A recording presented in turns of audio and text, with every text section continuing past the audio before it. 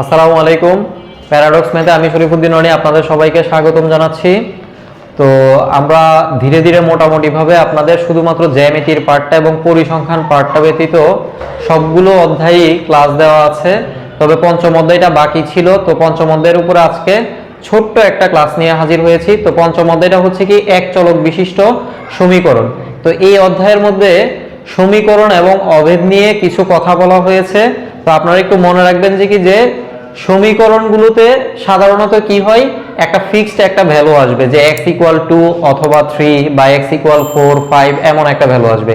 কিন্তু অভেদের মধ্যে আপনি অভেদের হচ্ছে কি যে বীজগাণিতিক যে কোনো সূত্র যেগুলো আছে a + b² a - b² a + b³ a - b³ এইগুলোতে a এবং b এর যে কোনো ভ্যালু বসান না কেন, আপনার লেফট হ্যান্ড সাইডে যা আসবে রাইট হ্যান্ড সাইডেও কি আসবে তাই আসবে।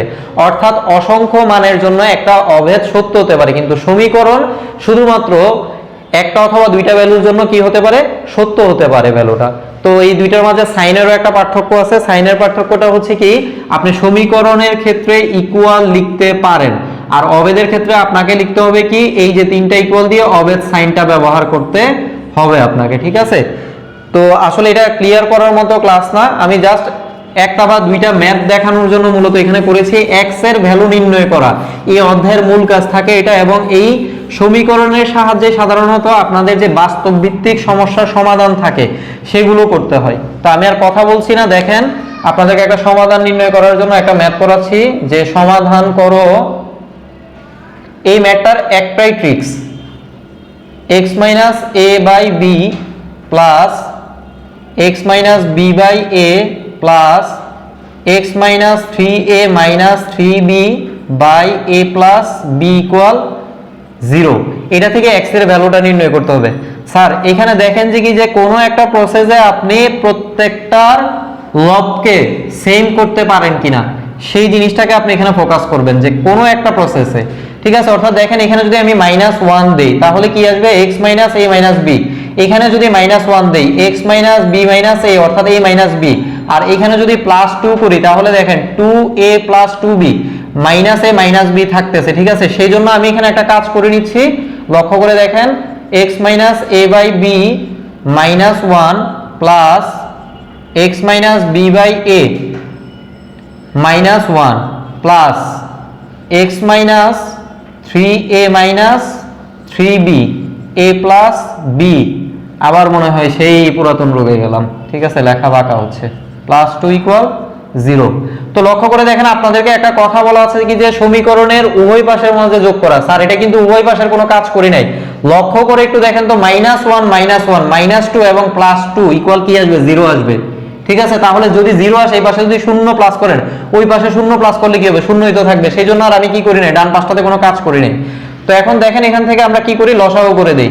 b যদি লসাগু করি তাহলে কি আসবে, x - a - b plus a যদি লসাগু করি তাহলে কি আসবে, x - b - a plus a plus b যদি লসাগু করেন তাহলে কি আসবে, x - 3a - 3b plus 2a plus 2b equal 0। কারণ এখানে লসাগু 1, তাহলে a প্লাস b থাকবে, a প্লাস b এর সাথে 2 * a প্লাস b, তাহলে 2a প্লাস 2b। তাহলে একটু লক্ষ্য করে দেখেন এখন কি হয়, প্রত্যেকটাতেই x - a - b plus x - a - b/a plus a plus b x - a - b equal 0। দেখেন তো যে কথাটা আপনাদেরকে আমি স্টার্টে বলে রেখেছিলাম যে x - a - b এই আকারটাতে প্রত্যেকটা জায়গাতে আনার চেষ্টা করব আমি, প্রত্যেকটা লব যেন এই আকারে আসে।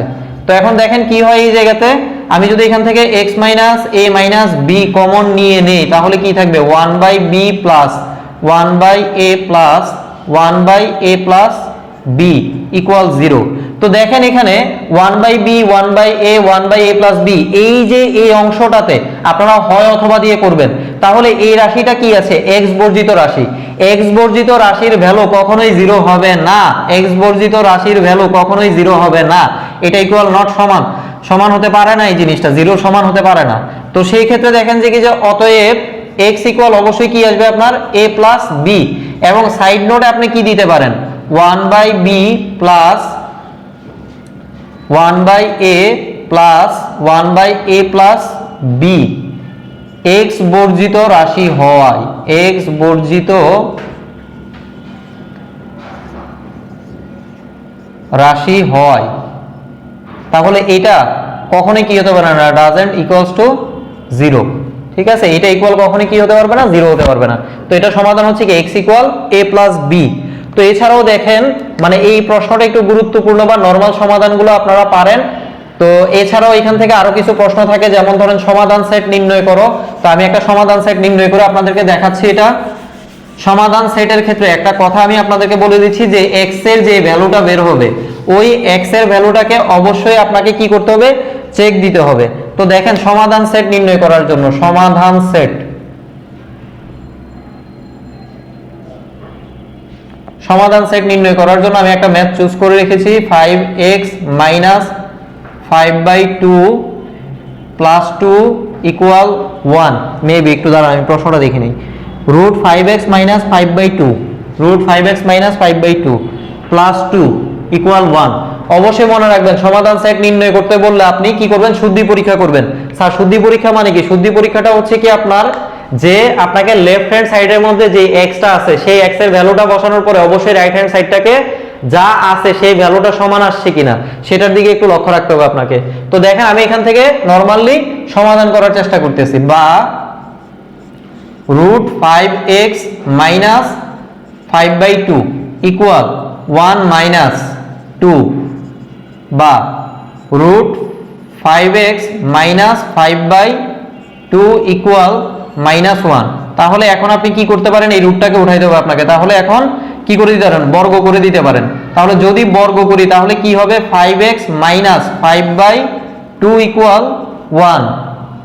তাহলে দেখেন এখন কি হইতেছে এখান থেকে যে 5x equal 1 plus 5/2, that means 5x equal আপনার কি আসতেছে 2 প্লাস 5 মানে 7/2, বা তাহলে x ইকুয়াল অবশ্যই কি আসবে একটু লক্ষ্য করে দেখেন,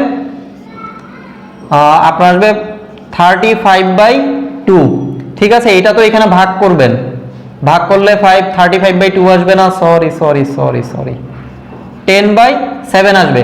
তাহলে এই 10/7 কে এই জায়গাতে আপনি বসানোর পরে যদি এটার মানের সমান না হয়, ঠিক আছে, এটার মানের সমান যদি না হয় তাহলে অবশ্যই কি হবে না, এটার সমাধান সেট থাকবে না। সমাধান সেট কি হবে, তখন ফাঁকা সেট আসবে। ঠিক আছে, অথবা কি আসবে, মানে জাস্ট সেকেন্ড ব্র্যাকেট দিয়ে